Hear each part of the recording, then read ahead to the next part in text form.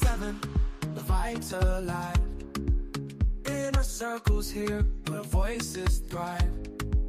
Turn on your screens, let the magic unfold. Listening and healing as stories are told. Come on, come on, this is your time. No topics too tough, just heed the calls. From mental health woes to justice we seek. Together we rise for the strong and the meek. A safe space for all, let's lift every voice.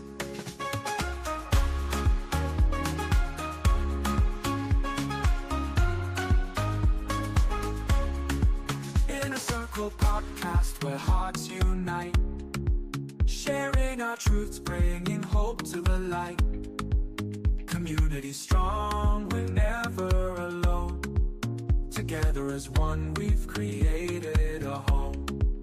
With laughter and love, we break down the walls.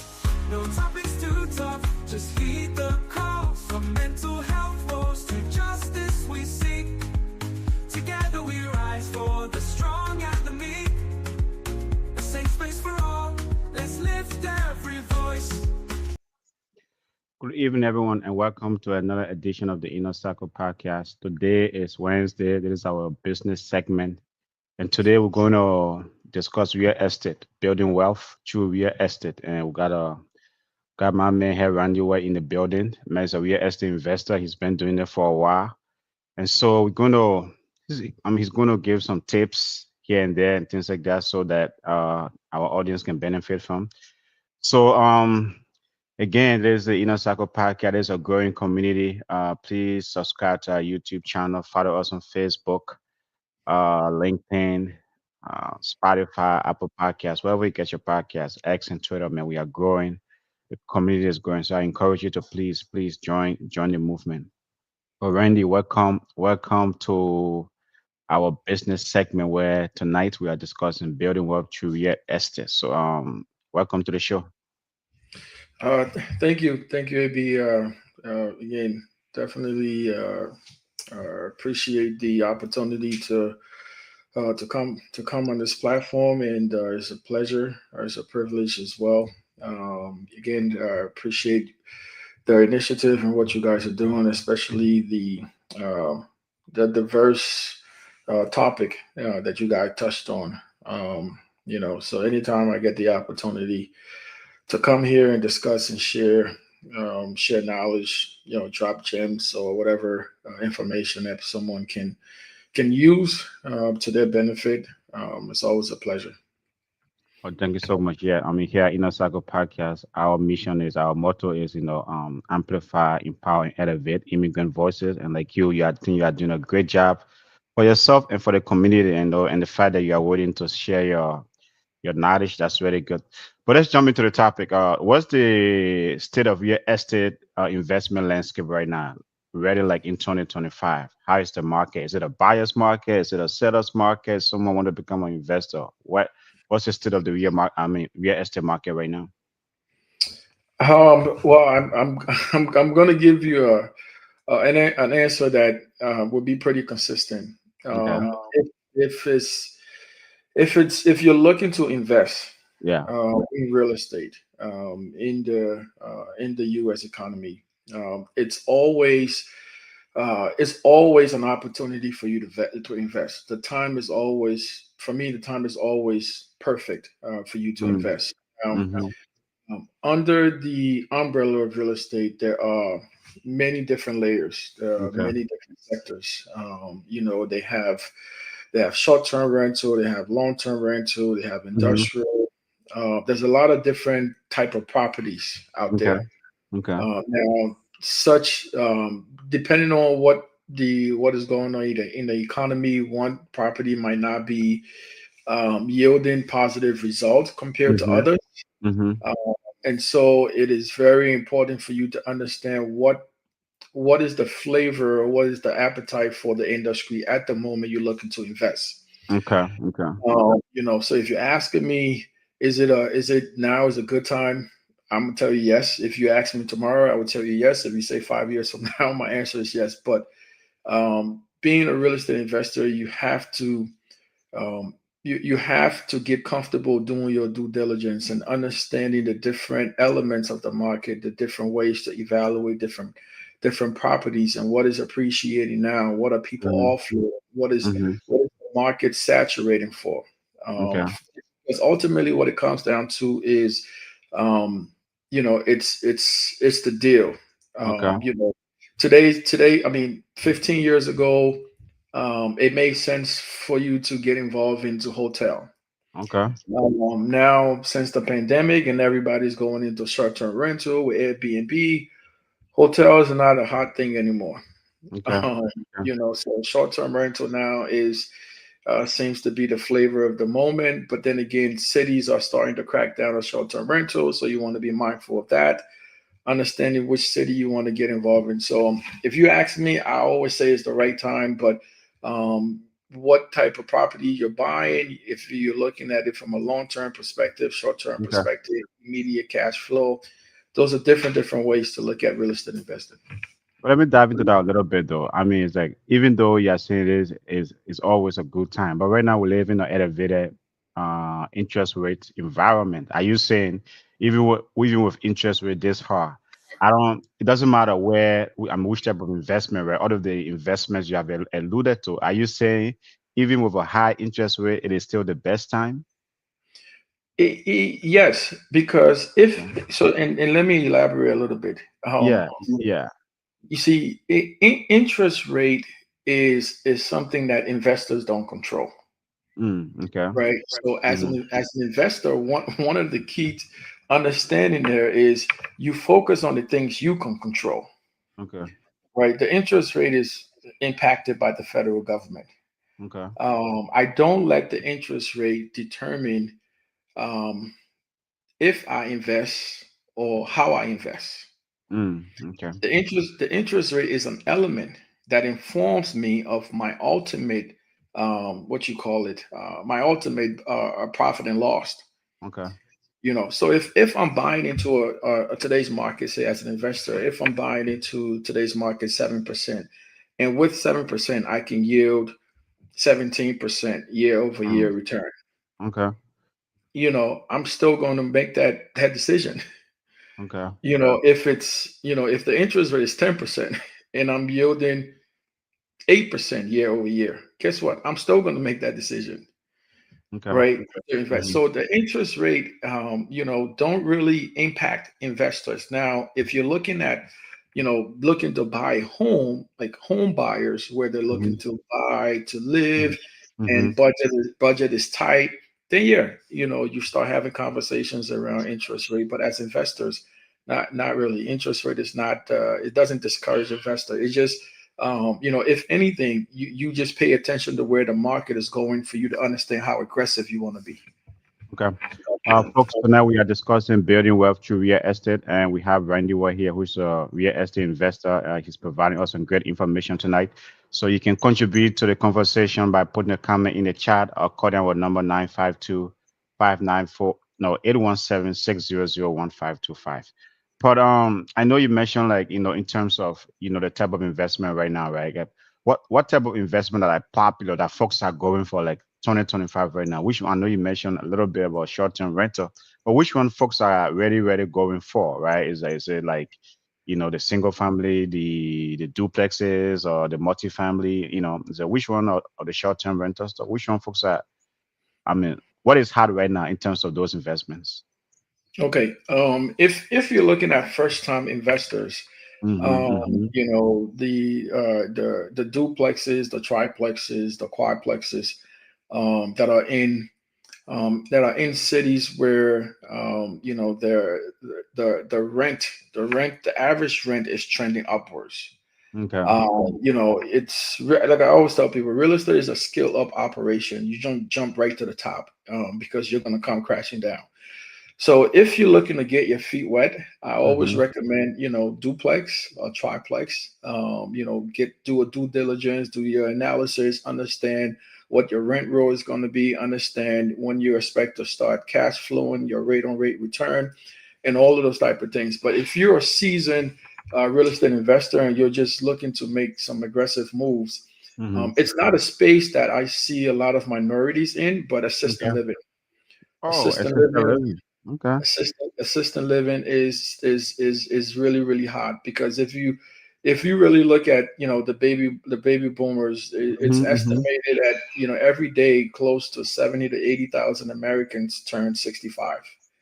And these individuals need places to live. Now, there's the traditional way of looking at assisted living, and then there is the what is the new trend.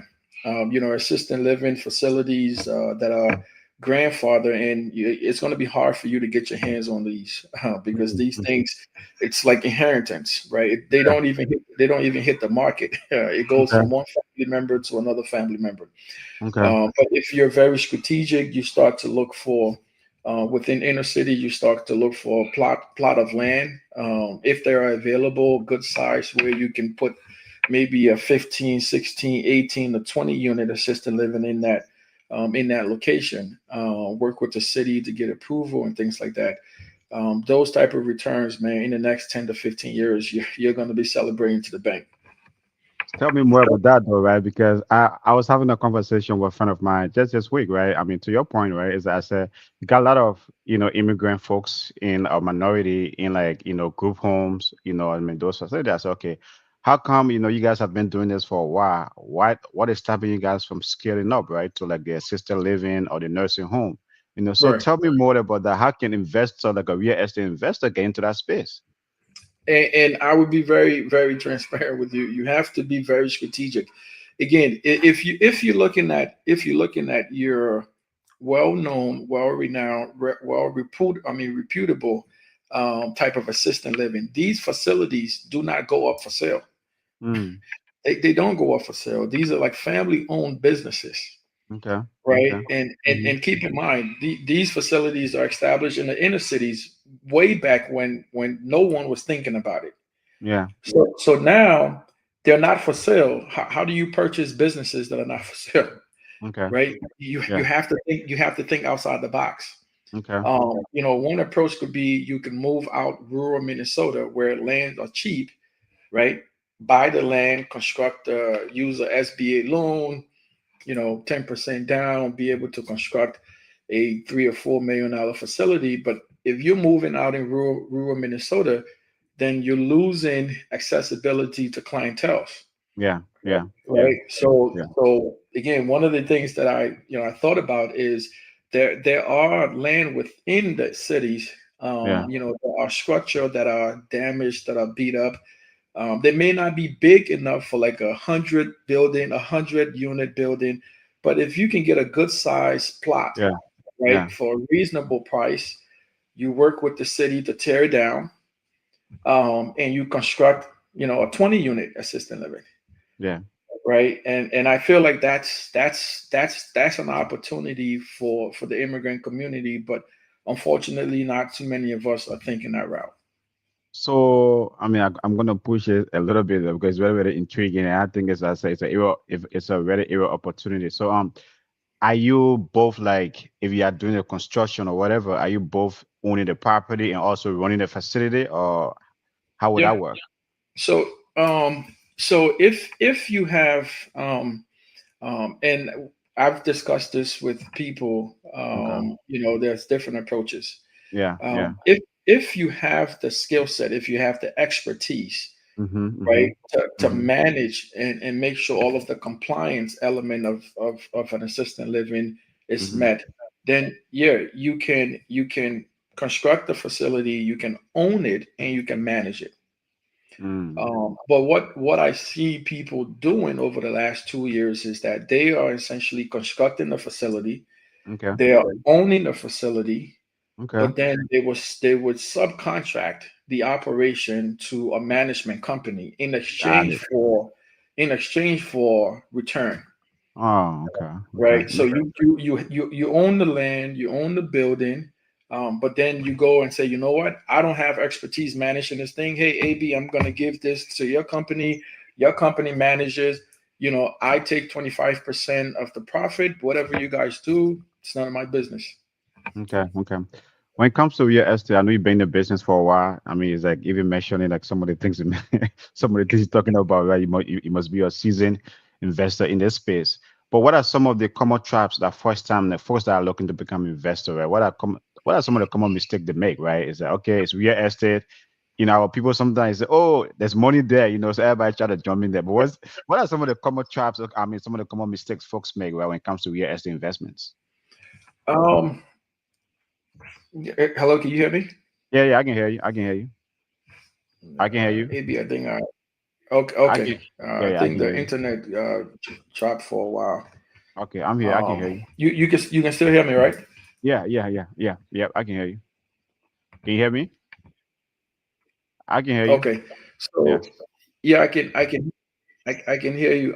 So Okay. what you mentioned, one of the mistake. The number one that's on top of the list is, if you there if you want to be an active investor, Mm-hmm. Mm-hmm.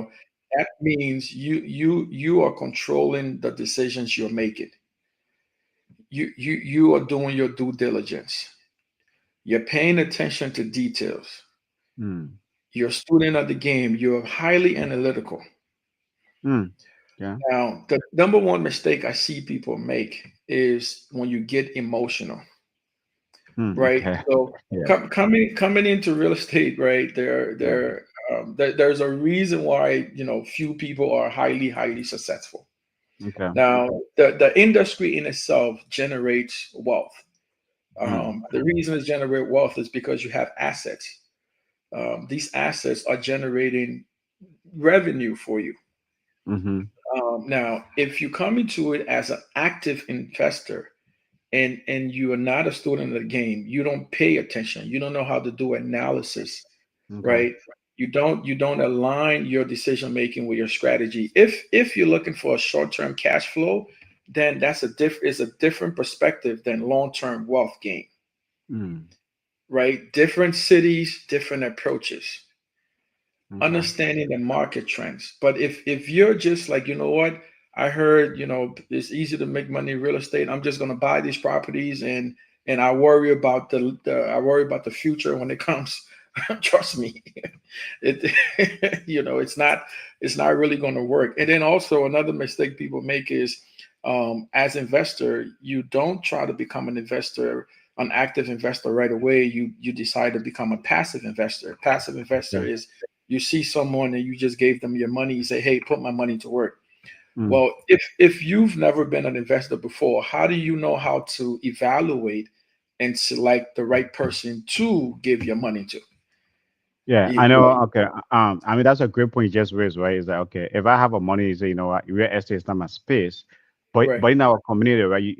I mean, not in our community, but in other communities, you have this REIT, right? Real Estate Investment Trust.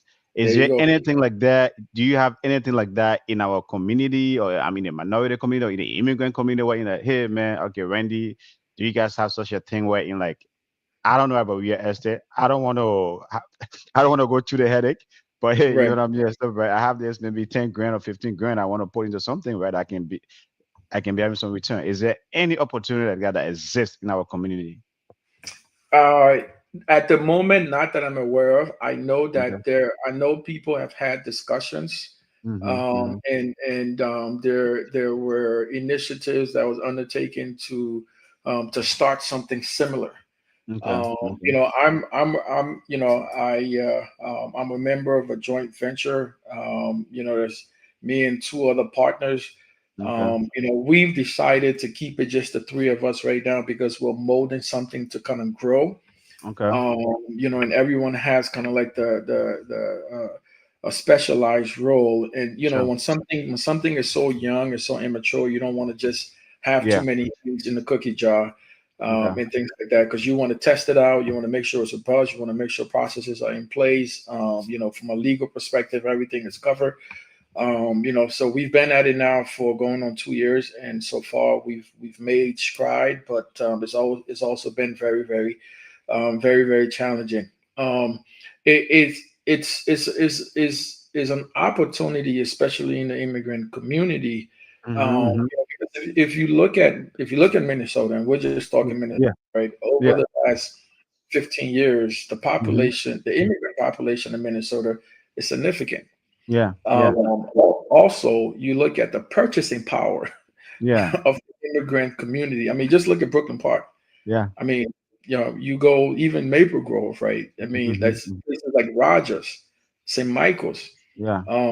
So our purchasing power is significant. Hmm. But we haven't yet started to penetrate the private sector in terms of from an investor perspective. Yeah. Um. With homes and things like that, but not necessarily businesses and investing.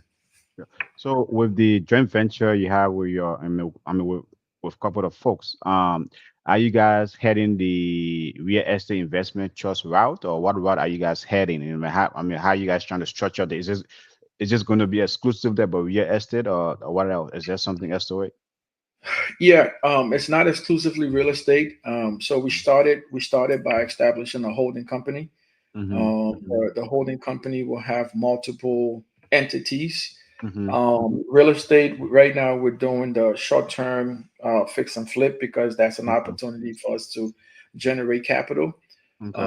So we want to do that good enough so we generate enough capital. But then we're also looking at establishing our own construction company. We're also looking at Mm. Okay. having assisted living. We're also looking at one of the other things we talked about, like having a home care Mm. business. Okay. And things like that. But everything is going to be under the umbrella of the holding company, and then the holding company kind of owns everything. Yeah. As a real estate investor, right? I mean, what is the barrier of entry? So if I want to become an investor, right? What is the barrier of entry? I know a lot of people when they talk about real estate, just about here buying that single family home. They tell it is the American dream. So you buy a house, you pay your mortgage, you do that. So that aside, what is the barrier of entry in terms of becoming an investor, an active or passive investor, right? That's like in real estate. Um, there's not that much there's not that much Okay. better. Okay. Okay. To be honest with you, because like I said, real estate is a step up Mm. process. So you just have to decide where you want to start.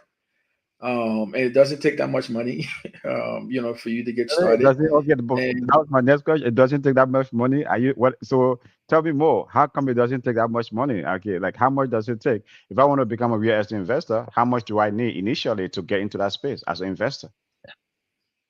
right, and there isn't like a straight up answer when it comes to Mm-hmm.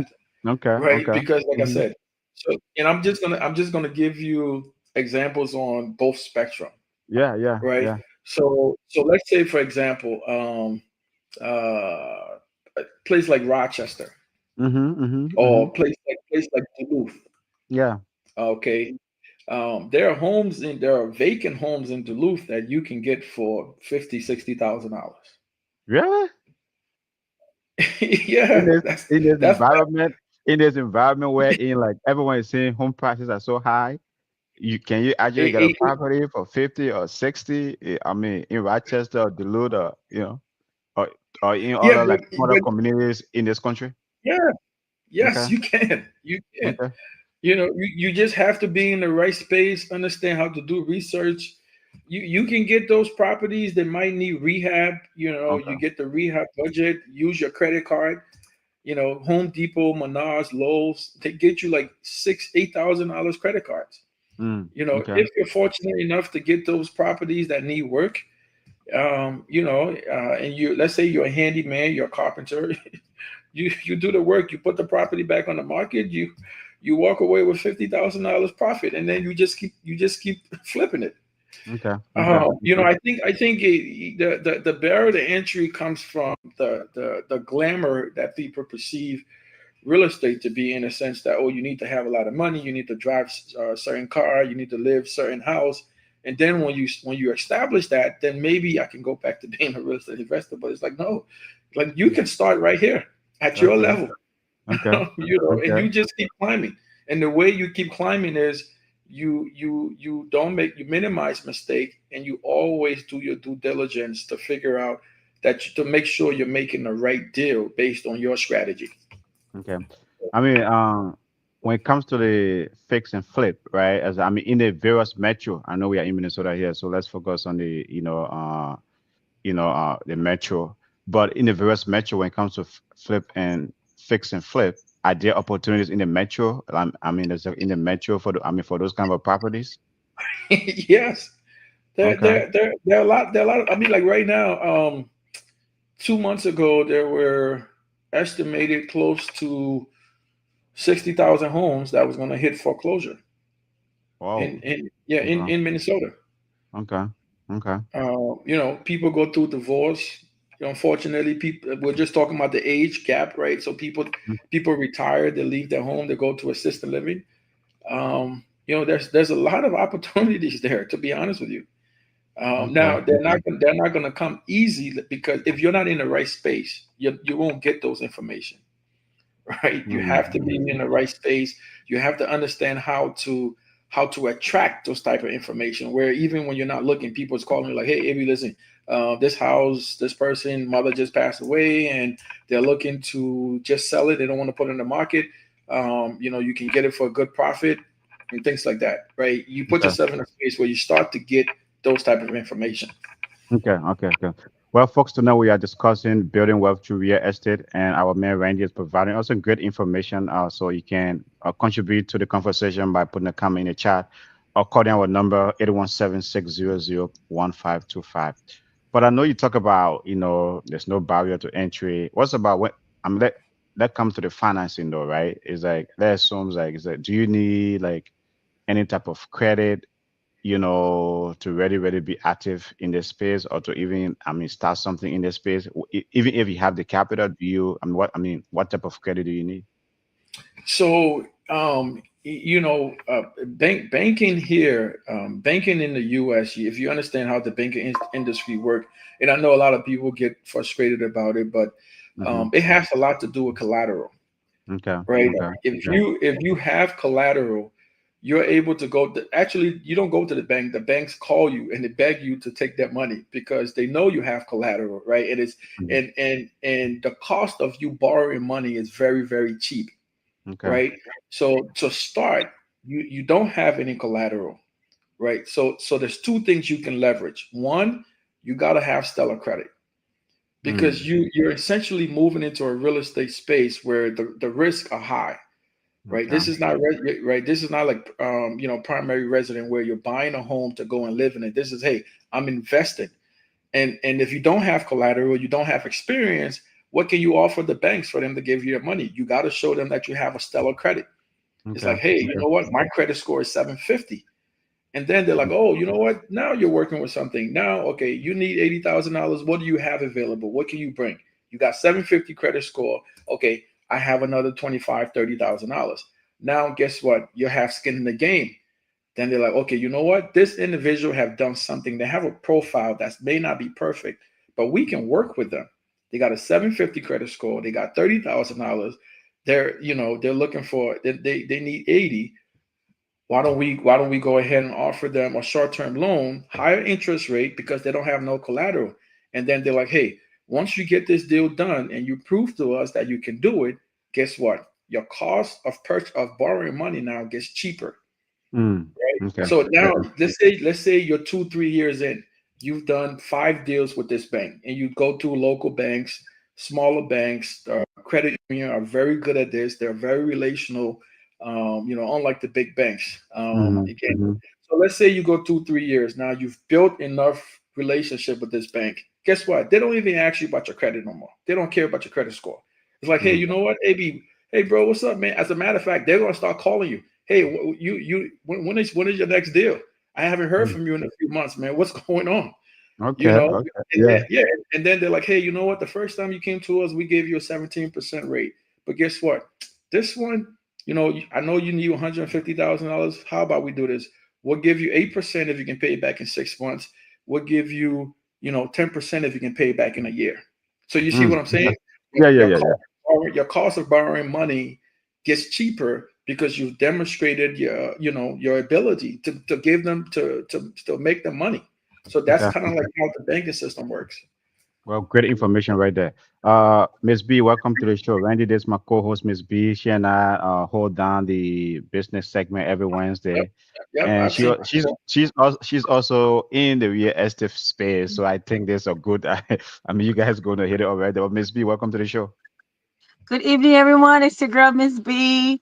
B sometimes can be for busy, but I'm always looking forward to getting on here Wednesdays and minding the business that pays me. So, welcome, Mr. White. Great to hear you speaking great knowledge.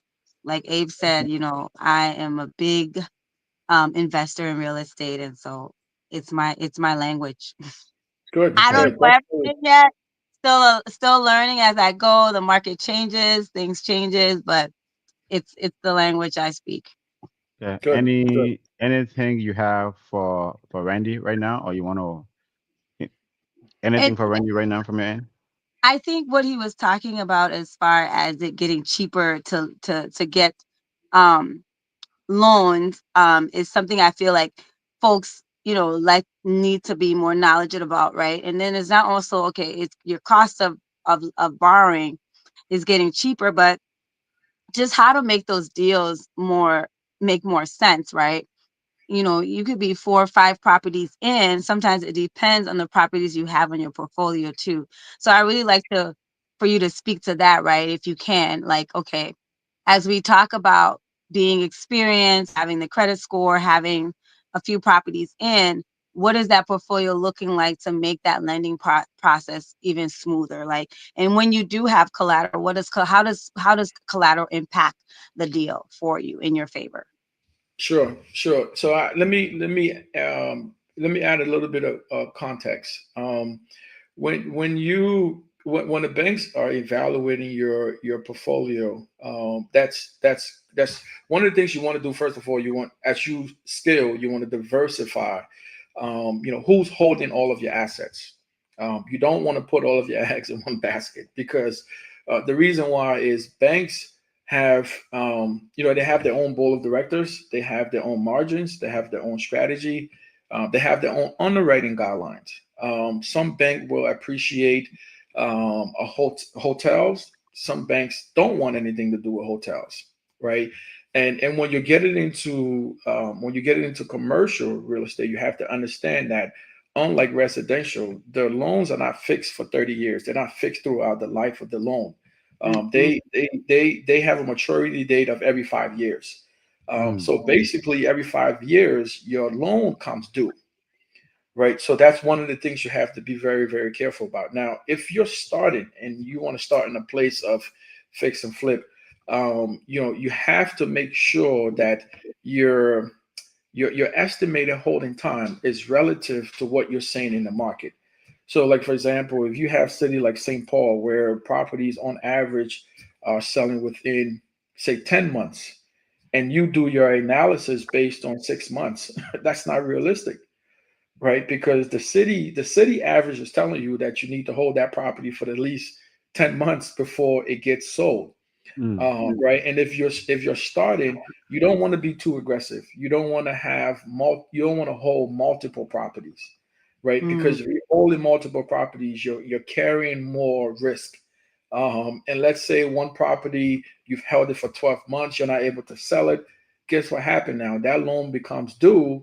You now have to look at converting that short-term loan to converting that short-term property into long-term, because if you don't, your loan becomes due, then you need to pay your entire outstanding balance, right? So if you're starting, you gotta bite what you can chew and what you can swallow, okay. right? Start Okay. start slow, do one deal, flip it, make sure your money, your what you estimated is close to what you actually net. Pop a champagne, celebrate, go after the next one. Because the more and more you do these deals, the more comfortable it gets. And by the way, you will make mistakes, right? But Mhm. Yeah. if you're very solid on your due diligence, you you minimize the impact of those mistakes, Okay. right? But if you're aggressive and you overlook details, when you make those mistakes, instead of it being a 15, $20,000 impact, it's going to be quite significant in that. Okay. so So can you flip? Another question is, so if you're flipping, right, and you need money to fix the flip, is that included in the loan? Like, let's just say the property is $150,000. I need additional $60,000 to be able to bring the property up to par to flip it. So then am I ultimately getting then like a $210,000 loan then? Is that what that looks like? It can. And I will give you both scenario. One scenario is, let's say you're starting, right? So let's say you have a property that the acquisition cost is $50,000, the rehab cost is 40, right? You go to a bank, you don't have experience. The bank is going to demand, hey, we can't help you with the acquisition cost, but we can help you with the rehab cost. Basically, what they're telling you is, we want you to use your money to buy it, and we will give you the money to rehab it. Once it is rehab and sold, right, then what you pay us our money and you walk away with yours. Now, as you continue to do deals and you demonstrate your ability to successfully flip, now you start moving into phase two, where it's like, okay, I have a property for 60,000. The rehab cost is 40. I need 100. Can you give me 100 for 8 months? Right? Then you have hard money lenders now will say, hey, Ms. B, there you go. Here's your 100K. Interest only is about $700-800 a month. Your holding cost, you do the math. If you're holding it for 8 months, that's closer to $5,000-6,000 in interest. You sell it, you pay us back 105,000. You walk away with the proceed. So if I'm hearing you right, is the term of this loan, are they like mainly short terms? Like is there anything is like 5 years or under or what? Because that's why you're telling me 8 months, 6 months, 10 months, five is like I mean that's a huge money to say, hey man, you can just pay it back within within those amount of time. You know what I mean? So it's like are the terms of this loan short term mainly when it comes to those these deals? Yeah, the terms. I mean, fix and flip are you're in and out. Okay, okay. You're not there to spend 2 years, and stuff like that. Now there are multi-phase flips, Mm, right? So let's say, for example, let's say you buy an apartment complex. This apartment complex has 80 units, right? 40 of those units are vacant. So what basically what you get multiple dispersed Mm, for the loan. So let's say you need $200,000 to flip those, to fix and rehab those 40 units, right? They're gonna give it to you in phases, right? They're okay, not gonna give you everything. So let's say you need out of the 200, you need 60 for the first 8 months. They'll give you 60, mm, right? Once you're done, then they'll give you the next one. okay, Right. But if if okay. if it's if it's if it's single family, you want to be in and out. 3-6 months, you want to get that rehab done, get that baby back on the market, so that it gets appreciated, it gets appraised and sold. mm. Which one of those investment type then has the highest potential? The flip and the fix and flip, or maybe like there are folks who just want to buy it and rent it out. Which one of them has the highest, you know, potential for returns? They both do differently. So one of the biggest benefit of investing in real estate is tax is I mean the tax benefits. Mm, So the way to maximize your taxes, your tax benefit, is to do both, right? So essentially, I have a company that specializes just in fix and flip, and I have a company that does long term. So basically, what I do is I use the fix and flip to generate capital, and then I use the long term to generate wealth, Mm, mm, right? Because if you're only doing fix and flip, let's say you flip a property and you make $50,000, right? That $50,000 get treated like a W-2, and you would get taxed like a W-2 employee. But mm, what you should do if you're working with a tax strategist is you take that $50,000 and you roll it into a long-term investment, mm, right? So that you buy another property and you hold it, right? They call it the 1031 exchange. Because you've done that, guess what? You don't pay any taxes on that 50,000. But if you use that money, you travel with it, you eat it, You got to pay Uncle Sam, I think 36%. Man, that's a great gems right there, right? Because that's the But difference there's a between time frame too, right? So let us right. know about the time frame to do that, like how quickly you need to do that, because I know about that. So if you now let's say you buy a property and you held it for a minimum of 12 months, Mm-hmm. um, you have a lower capital gain tax that you pay. Mm-hmm. If it's lesser than 12 months, you pay the maximum capital gains, which I think is like 36 or 38%. Okay. But ultimately what you want to do is you don't want to pay the taxes. Yes. Right. So that's where you take the proceed and you just roll it into a long-term investment. Okay, okay. Right. So and I think to answer your question, I think the time frame there is like 16 or 18 months, where after you've sold the property, you need to identify another deal to put that money into so that you don't pay the taxes. Who's on it? Nice. That's a And the reason you do that, because ultimately, like for example, if you let's say you do a deal 50,000 and you just walk away with that money, you went shopping and things like that, you got to pay 36 or 38% of that money. But if you put that into a long-term investment, mhm. you can essentially do a cash out refinance where you access your equity at 0% tax. So the same $50,000 that you made here that you didn't touch, you put it into another long-term investment, you cash it out. Guess what? Cash out equity at 0% tax. 'Cause it's like a So loan, right? So is it it's like like a a loan. loan? Okay, Yeah, okay, it's like a loan, but you're taking out the equity. The banks, the Uncle Sam don't see it that way. They just don't want you. They want you to keep investing. They just don't want you to take the money and do something with it. So you move it into long term. That's how you avoid, paying these huge taxes. No, no, So I think that's a go question ahead. about the equity. So okay, I have $500,000 in my property. I want to buy another investment property. Let's say I'm gonna get a multifamily unit. The bank now can give me that 500,000, but I don't have to necessarily pull that equity out. How does that work? Can you clarify the question?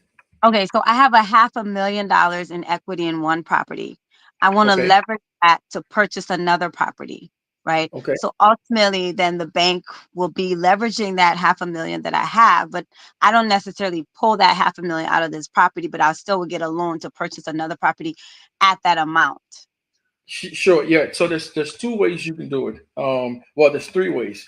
One is similar to like a credit card. I don't know if you've heard of a home equity line of credit, a HELOC. I have, So yep, yeah, so a HELOC is where the bank will assess how much equity you have and put it into a revolving account. So yep, that half a million goes into a revolving account. It's like a credit card. So half a million, you can take 100,000. You still got 400,000 left. You put that 100,000 back. Now you still have the 500,000. You can then take a home equity loan where you maintain all agreement of your first mortgage, the first lien, and you just take out a second lien on your property, right? mm, And this second loan, well, the bank's not going to tell you what to do with it, but obviously you want to use it to invest, right? Or you can do a cash out refinance. When you do a cash out refinance, you're basically scrapping the initial mortgage terms, right? And you're mm-hmm, coming into agreement with new mortgage terms. If you want to do 30-year, 25, 20, 15, it's totally up to you. And then you're accessing your equity. Now, what we're seeing a lot of today is that 5, 7, 8 years ago, interest was very low. So people who bought homes were like 4%, 3%, 2%. Those individuals have built up quite enough equity. But guess what?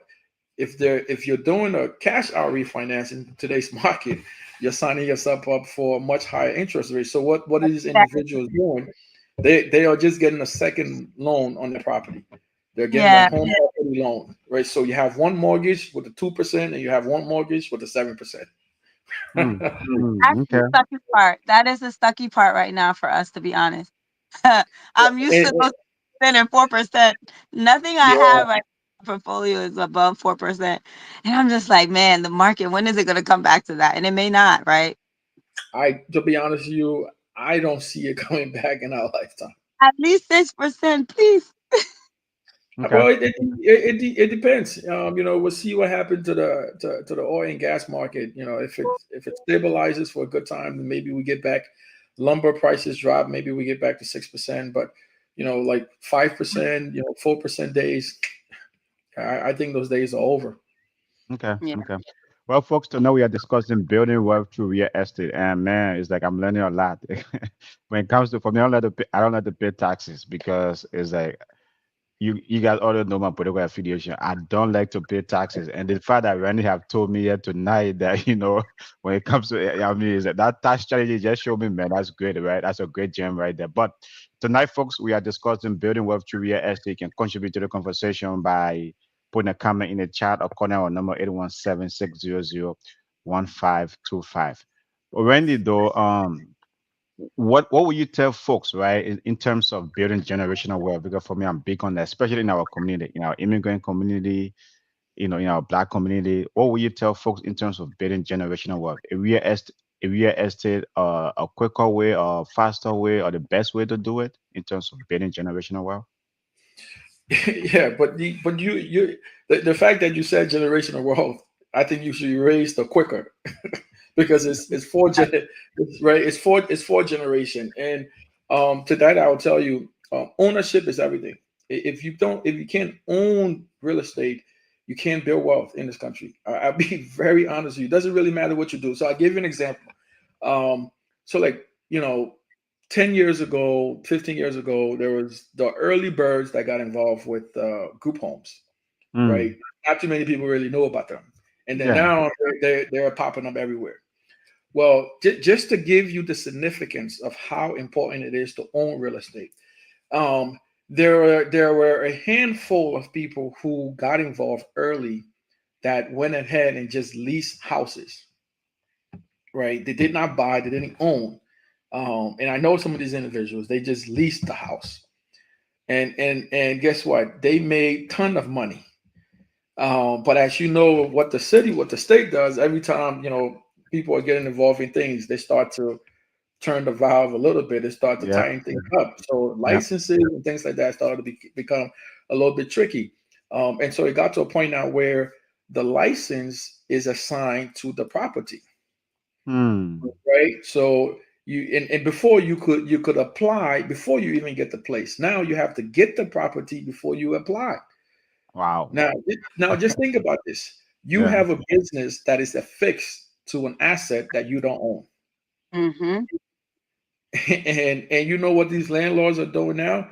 They're charging these people an arm and a leg because they're operating assisted living in the house, and these people don't want to move because if they move, the license is trash and they have to reapply. Wow. So Wow. just Okay. think about that. Mhm. Yeah. Yeah. Yeah. Yeah. I mean, So yeah. when you look at building generational wealth, you want to invest in real estate. And like I said, if you want to do short term fix and flip, you want to do short term fix and flip so that you generate capital. But you want to take the capital and move it into long term, right? Because you essentially it's like forced saving. You're putting the money into an asset that keeps appreciating, the value keeps going up, your principal keeps going down because your tenants are paying your principal, your mortgage every month. You understand what I'm saying? You get tax benefit. It's like, it's a trifecta. You don't get that in any other industry. You Okay. you don't get that. You don't get Um, that in any other industry. To be honest. Okay. Okay.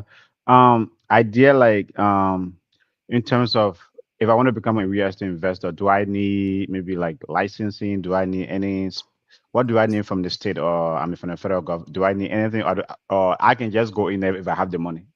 Well, if unless you want to get into the lending part, like being a broker like me, then yeah, you need Okay. you need a license and things like that. But just to invest, bro, all you need, man, like I'm telling you right now, just watch a lot of YouTube video. Okay. Okay. I'm telling you, that's how I got involved in real estate. Okay. I went to like a seminar, but I felt like everything they were saying was just over my head. I just watched videos. I understood things. I I'm very good at Excel. I started doing analysis and all of that stuff.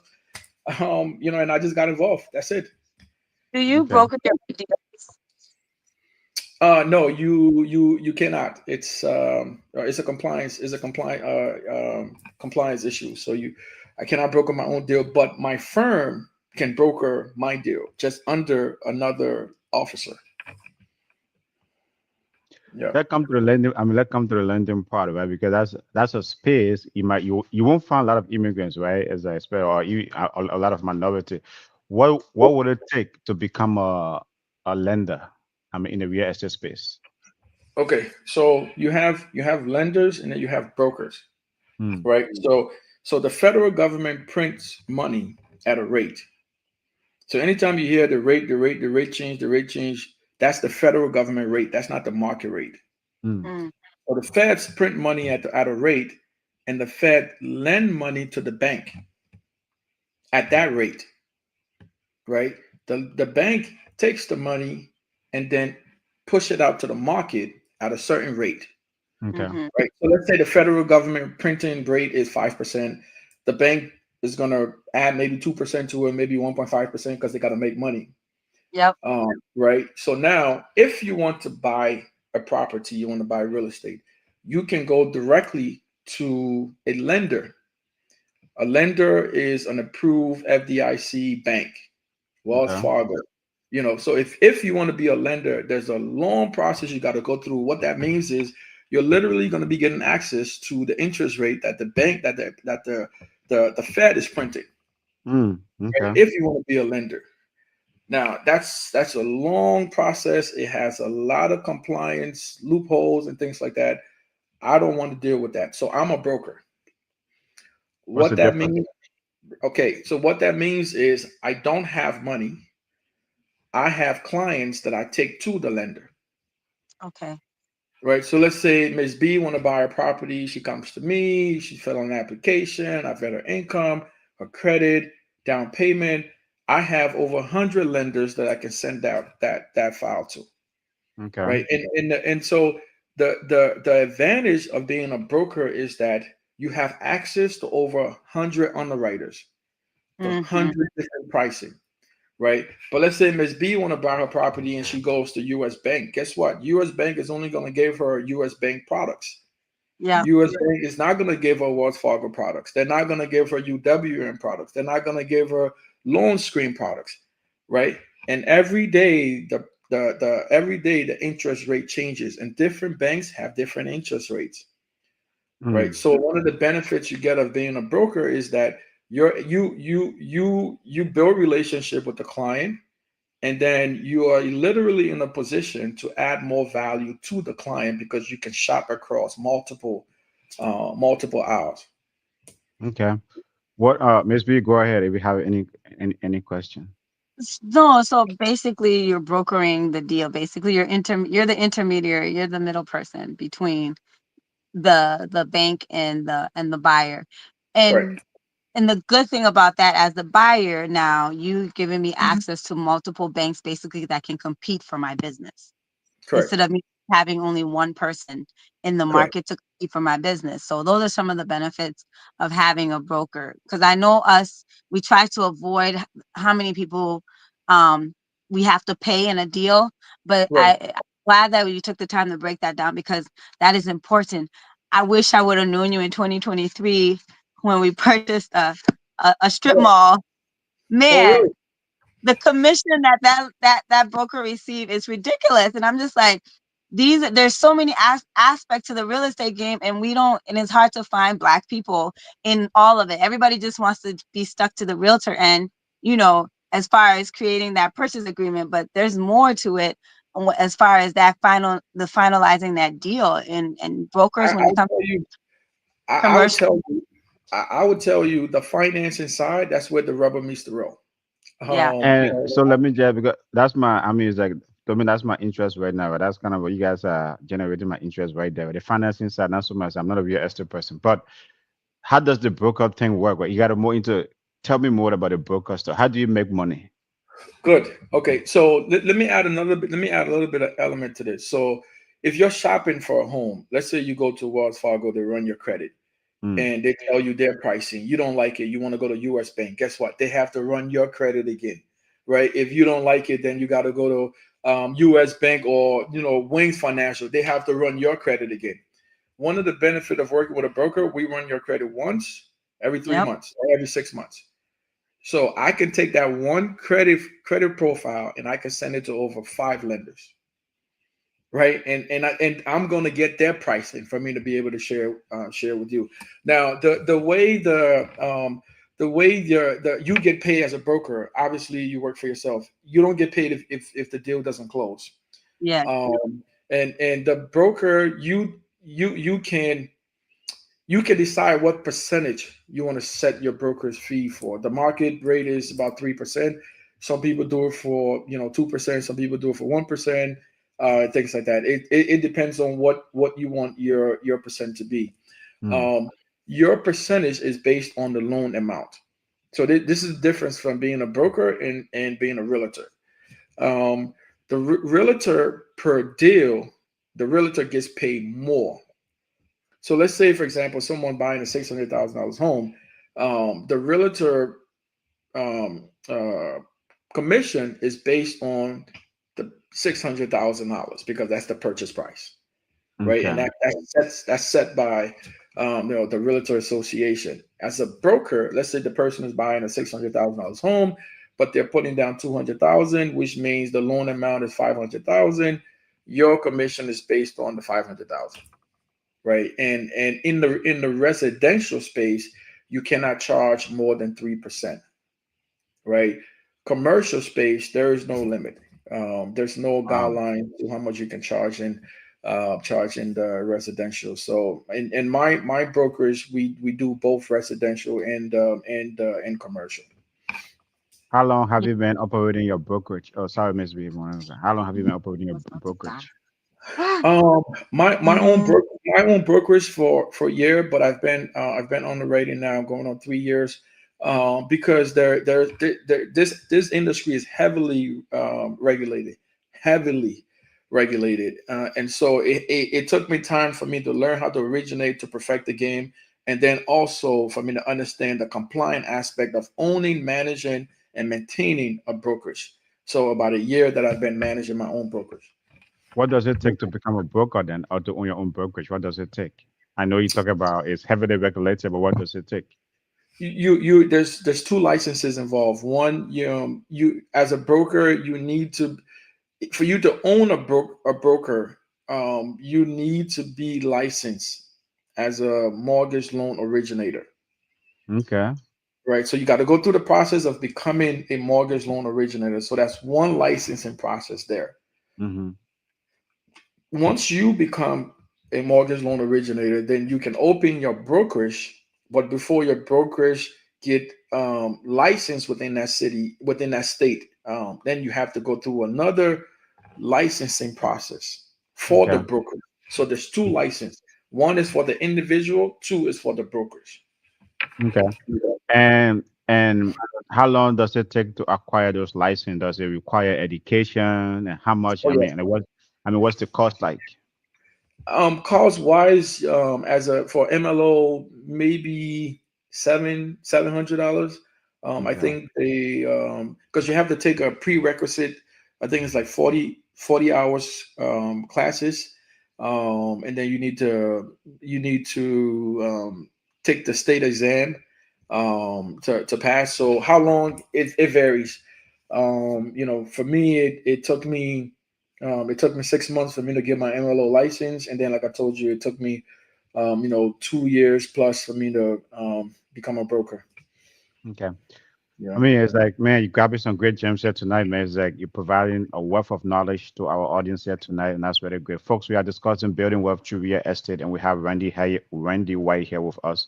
As I said, providing some great education, great information that folks can use, right, to better their situation if they are interested in real estate.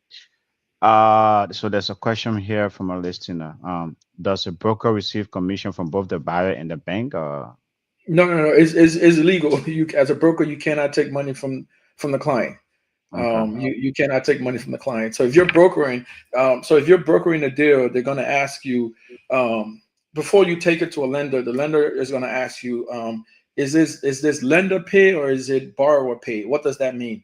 Do you want to file underwriting so that the lender can pay your commission, or do you want to file underwriting so that the borrower pays your commission? Because if the borrower pays your commission, the borrower gets cheaper, lower interest rates. So some clients have money and they would pay your commission, but you cannot take both. If you take both, that's an ethical violation, and there was not only would they shut you down, you'll go to jail for 25 years. Wow, wow, wow. Okay, okay, folks. Right, like I said, it's heavily regulated, and you can Yeah, get your hand slapped, and you'll be in a lot of trouble. yeah.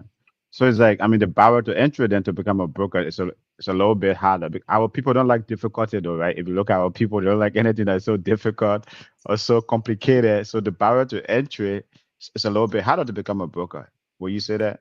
Yeah, it's very hard to become a broker. Okay. It's very difficult for you to become a broker, because again, like, you first of all, you got to be a mortgage loan originator. You got to understand how to originate. You got to perfect originating. If you want to do residential, you got to perfect residential. You got to know the different products, the APR, interest rate, different things like that. And then moving into the compliance side, you got to know all of the compliance regulation for brokerage and how to maintain it. Because once you get a few violations, the federal government will shut you down. Wow, wow, wow. Well, folks, this is a 1 hour show, and Randy has been providing some great, great information, man. So I'm learning a lot. Every time I come on this platform, I learn a lot from our guests. And Randy, man, is doing a great, great job tonight. So we have been discussing building wealth through real estate. And man, as I said, man, it's like, it's an industry where in like folks that are into it, right? I think they are building great wealth and they are doing well. But Randy, though, as we try to wrap up here, a couple of questions here for you, right? What would it take to change the mindset of our people, right? In terms of, as because everything you have been discussing here tonight, it seems like there is one of the way to really, really build wealth, right? It's like, well, you don't have a lot of wealth in our community and we don't pass along like I talked about earlier, generational wealth. But what would it take to change that mindset? Oh, bro. I don't want to sound defenseless. But man, it's number one, to answer the question, it takes education. Mm, And we need to own the education, right? Because as immigrants coming here, everyone comes here for greener pasture. You come here, you get a job in the factory, you making money, you just settle down. mm, So some of us that are in the space have to be willing to give out the information, and that's another thing. We're not willing to share. We don't share information willingly. yeah. We go places once we enter there, man, and we We we shut we the are the door. we shut Yeah, the yeah. door. Um, so I think that's one. We that are in the space have to give the information willingly, Mm, and not be intimidated. Like, oh, you know what? If I tell the president will do the same thing, then my eating spot will close. No, you got to give out the information, man, and yeah, yeah, empower people. But also on the receiving side, I think we just have to start to develop the appetite for substance, financial yeah. substance, Okay, right? that's a good one. Yeah, that's a good Yeah, one. we have to develop the appetite. Like, when somebody's talking about real estate, man, there should be like 6,000 people on the show, Yeah, right? yeah, Um, definitely. Yeah, exactly, exactly. that's Yeah, that's yeah, that's because that's the appetite. It's like, yeah, what, we may not have a lot of people giving the information, but this one time that we have somebody to give the information, we should be logging in. yeah, yeah, yeah, Because yeah, if you're giving the information and you're receiving the information, guess what? Now you start to cultivate the mindset. But if yeah. you're not giving the information and you're not intrigued to receive the information, status quo, man, you're just stuck in doing the same thing. It's a two-way street. I like the way. I mean, I like the way you put that. Right. It's a two-way street, right? I mean, folks have to be waiting in our community to give out the information, but also it's like folks have to also be waiting on the other coin, right, or Right, let's say on the other side to receive the information. Because I think right, that's what the disconnect is. And I've always said on this platform, you have a lot of great guys like immigrants like you who are doing great things, who are doing bigger things, but you don't come to provide information to the community because the community sometimes we only they only want to focus on things that are that are so negative, all kind of drama and things like that. So you guys stay away. But here here at Inner Circle Podcast, we have made it our business to make sure that we feature folks like you, amplify, empower, and elevate your voice. Miss B, go ahead. Welcome back. I apologize for my technical difficulties. So yeah, Go I ahead, man. mean that's why we do the business segment, and I'm always here talking about building wealth through real estate, and so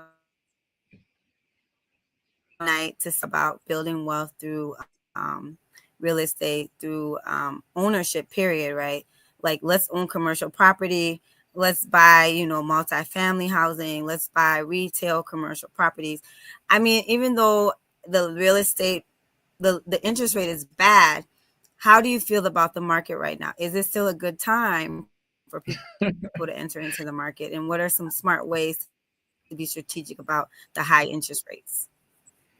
Yeah, and I touched on this Yeah, earlier. yeah, yeah. From the beginning, yeah. Go ahead. There's always a Sorry. good.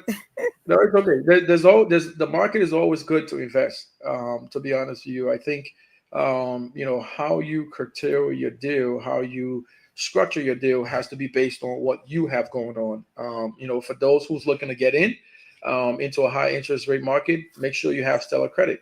If your credit is not good, guess what? You're only subjecting yourself to the worst of the worst interest rate. And you having money to put into an investment is always good. So another thing too, though, just to watch out for, you have a lot of people in our community that are buying homes zero down.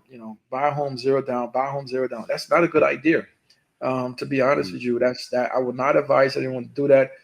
That's not really good. You're not giving yourself any opportunity to start building equity in the immediate short term or long term future. You're buying home with putting nothing down. Basically, what you're doing is you're pushing all of the risk onto the bank, and by doing that, guess what the banks are going to do? They're going to make you pay with high interest rate. Yeah. And it's tough. You're carrying loans with 9-10% interest rate. If you pay attention to your mortgage statement, you see how much of your mortgage is going to interest. That's going to be the case for 10 years. Imagine owning a home for 10 years where you have little to no equity, and I that's what our people are I signing up for. I'm glad that you brought up amortization piece. But when you look at your amortization statement, man, that stuff I said that's to me that's a drawback of owning a home. That amortization statement. Yeah. I mean, but the interest that be going is like I be wondering. I said, damn, if I can get into the financing space, I would be a multi-billionaire in a heartbeat because man, the man, no amortization statement be ridiculous, right? It's like the interest that be going to the bank. So whoa, like, I'm telling you, like if anyone tells you they bought a home, they didn't put no money down, that's a red flag. They need to take a look at their mortgage statement. They need to truly understand that deal, because that's not the way you want to get into owning homes. You're setting yourself up for failure. That's just my opinion based on the little I know. yeah, well, a listener here giving you a shout out. He said, thanks for all the great information that you provided tonight, Randy. I'm so glad you talk about people giving out information. Our people like to have critical information from others. I think that's one of the things that keep us down, right? As a community, especially as an immigrant community. Miss B, anything from you? And then But another one. but you know what that comes from though, AB. Yeah. That comes from the No, I survivor. mean, thank you, Randy. I really appreciate Oh, go Yeah, ahead. Go that ahead. that on that it. comes from the survivor mindset, man. We Mm, from that yeah. experience, we grew up in abject poverty back home, where Yeah. we Yeah. struggled. And once you come in a space, man, where you feel like you grab a little bit of breathing room, you like to hold that baby tight. You don't want to let it go.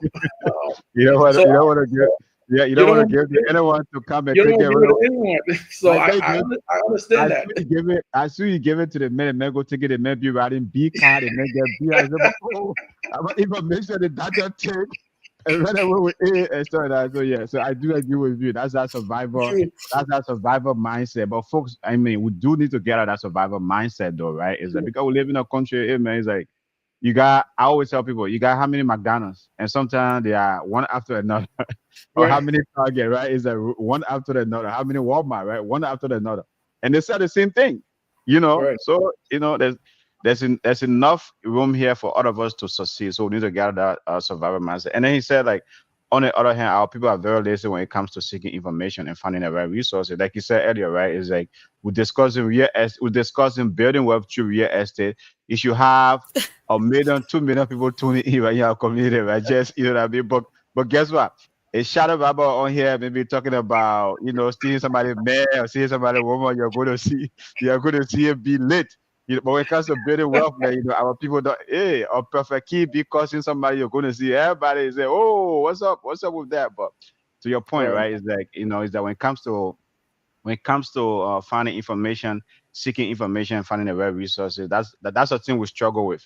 And even when I had the assistant commissioner on here last night, that's the thing he was talking. Our people, there are a lot of resources and information out there, but our people True. are not going for it. Miss True. B, True. some from you. I know you've been glitching here and there. Anything from you, or else we'll try to wrap it up here. No, I would love for Randy to come back again. Yeah.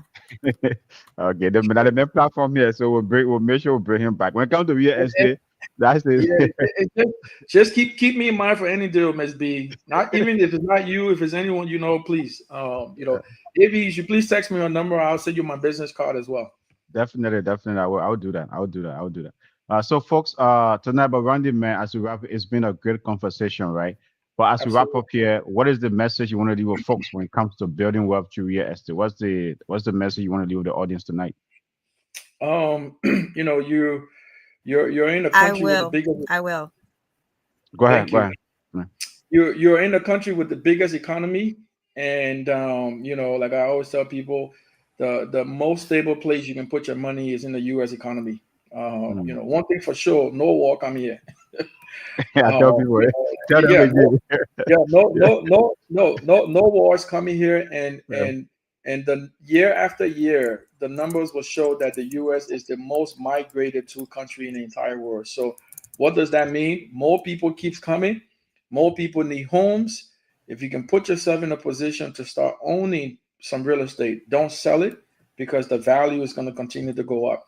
And if you have questions, I coach people. I provide free consultation.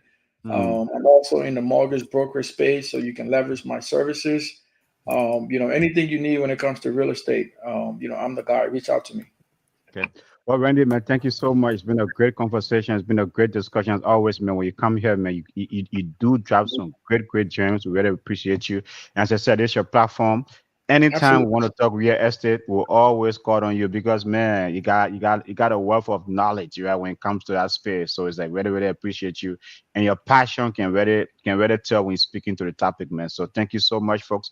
Folks, that concludes the end of our show tonight. See you guys back here tomorrow Join the where conversation, will be let's the set the tone. In a circle podcast where love is well good known. night, folks. Thank you. Good night.